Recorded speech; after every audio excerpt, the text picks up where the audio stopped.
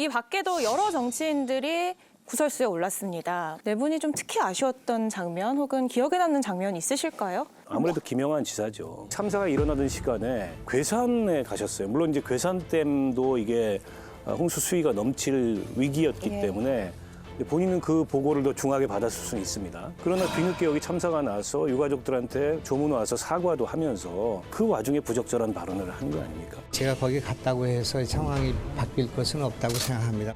대통령실하고 기조를 맞추기 위해서 충북지사께서 저런 발언을 하시나?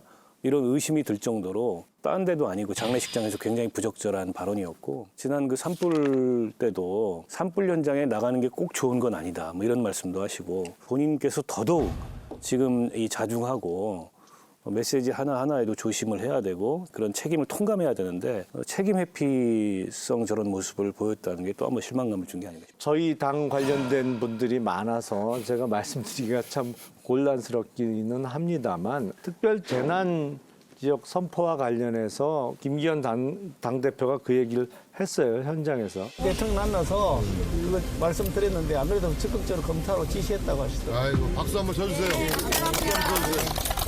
제 현장에서 나온 발언으로서는 대단히 좀 부적절해 보입니다. 수석님이 꼽으신 장면은요? 우선 뭐 정진석 그 의원님도 국회 부의장이시고 또 비상대책위원장을 했잖아요. 어떻게 보면 당대표급이거든요. 그런데 이렇게 하셨다는 게 아쉽고 또 4대강 탓을 했단 말이에요.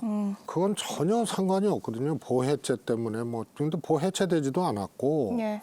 홍수 조절하고는 4대강 보가 무관하다는 거는 분명한 거거든요. 이런 거는 조금 이분의 캐리어나 여러 가지 경륜으로 봤을 때 매우 아쉬운 대목이죠. 제가 볼 때 김의겸 의원은 굉장히 생각을 많이 하고 그때 기자회견장에서 얘기를 한 것 같아요. 윤석열 대통령이 러시아에 가서 한 행동과 말은 우리 조국과 민족의 운명을 궁평지하 차도로 밀어넣는 것과 마찬가지라고 생각합니다. 저도 그때 조금 놀랐는데 그게 이제 하지 말아야 될 폭우 피해를 곧바로 정쟁화시키는 거거든요. 조국의 운명이 나오고 그것도 궁평 지하 차도 얘기 나오고 바로 그때 정말 그 지하 차도에서 많은 분들이 그 목숨을 잃었는데 그런 거는 이제 그런 일은 없어야 되겠죠. 피해 복구와 진단, 대책 마련이 중요한 시기인데요. 지원 방안이나 책임 문제를 두고 여야가 건건히 충돌하고 있습니다.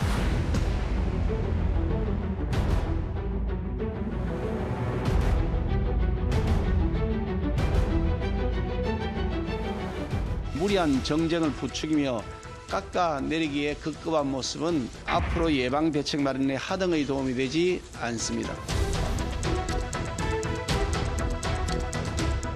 수자원 관리를 국토부가 아닌 환경부에서 하는 것이 과연 적절한지에 대한 검토가 필요하다고 생각되며 포스트 4대강 사업인 지류 지천 정비 사업도 진행시켜 나가야 하겠습니다. 뜬금없이 4대강은 뭔지 잘 모르겠네요.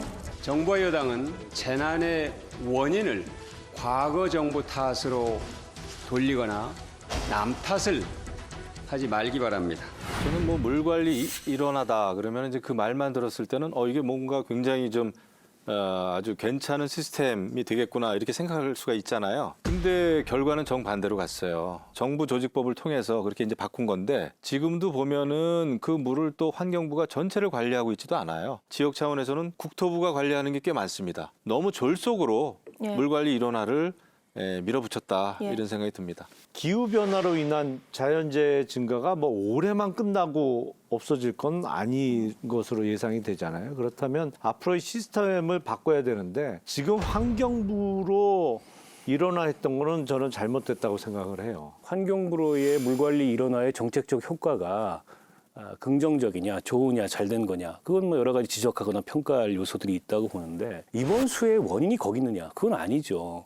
이번 수해의 직접적 원인은 그 미호천 교량공사가 장기화되면서 행복청에서 임시 제방을 쌓아놨는데 그게 터지면서 은평지하차도 참사가 일어났고 그 예천 산사태를 가지고서 또 지금 여당 쪽에서는 어떤 공격을 하냐면 문재인 정부 때 태양광 사업을 하느라고 산비탈을 너무 많이 깎아가지고 지력이 약해져서 산사태를 발생시켰다. 산비탈 많이 깎은 거 문제 있는데요. 예천에는 산비탈을 깎아서 만든 태양광 발전소가 한 군데도 없습니다. 정부라는 게 연속성이 있기 때문에 거슬러 올라가다 보면 어떤 책임이든지 걸리겠죠. 그러나 정부 출범 1년이 지나서까지 무슨 일만 일어나면 지난 정부 책임이다 이렇게 얘기를 하는 건 온당치 않고 그러려면 정권 반납하고 야당하는 게 맞죠. 수석님. 잘 정리를 해주셨고요. 이하 동문입니다. 아니 이렇게 빠져나가면 안 되죠. 내가 더 비판하는 것 같잖아. 아니 더 할 말이 없어. 다들 기억하시겠습니다만 이명박 정부 시절에 4대강 정비 사업을 했죠. 민주당에서 많은 공격을 했습니다. 4대강 사업과 관련해서. 그러다 보니까 박근혜 정부로 바뀐 이후에 지류 지천 사업이 계속됐어야 사실은 4대강 사업이 더 효과적으로 성과를 발휘할 수가 있었는데 그냥 그 지류지천 사업을 진행을 안 했어요.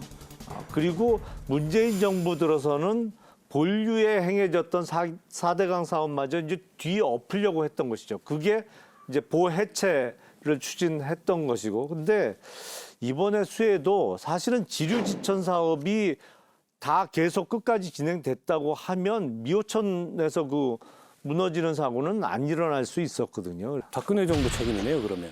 아니 그때 이제 박근혜 정부에서 강한 의지를 갖고 추진을 안 했던 건 맞죠. 같은 보수 정부가 했던 사업을 마저 안 해가지고 발생한 일이네요. 그렇게 따지면. 아니, 민주당은 계속 처음부터 반대했잖아요. 책임을 그렇게 자꾸 거슬러 올라가고 돌리면 안 된다는 생각이 들고 마찬가지 팩트 체크가 필요한데 4대강의 보가 16개 있는데요. 하나도 해체 안 됐습니다. 그대로 있어요, 지금. 그 해체에 대해서 결정만 한 거죠. 근데 마치 무슨 보가 해체돼 가지고 그게 홍수 수위나 유속에 영향을 줘가지고 이번 사고가 일어난 것처럼 문제를 호도하고 있어요. 하나도 보가 해체 안 됐습니다. 그리고 원래 해체 안 됐습니다. 한 개도. 세정보, 죽산보 전혀 해체되지 결정을 않았습니다. 한 거예요. 결정만 된 겁니다. 부분 개방 또 완전 개방한 보들이 있지 않습니까? 그리고 그 본류하고 연결되는 그 하천 지류지천? 준설을 못했다니까요. 아니 그거는 그거는 인정을 말씀을 하셔야죠. 드렸잖아요. 이명박 정부 때 4대강 본류에 왕창 쓰고 이러면서 순서가 거꾸로 된 경우 그때 찾아보세요. 국회에서도 야당이 계속 얘기한 겁니다. 이건 지류 먼저 해야지. 완전히 거꾸로 됐다. 환경단체도 마찬가지였고요. 그러니까 이게 4대강 문제가 몇 년째 장마철마다 등장하는 논란인데 국민 입장에서는 조금은 답답하죠. 그러니까 확실한 진단, 확실한 대책 마련이 필요해 보이고요. 저희가 다음 이슈로 넘어가 보겠습니다.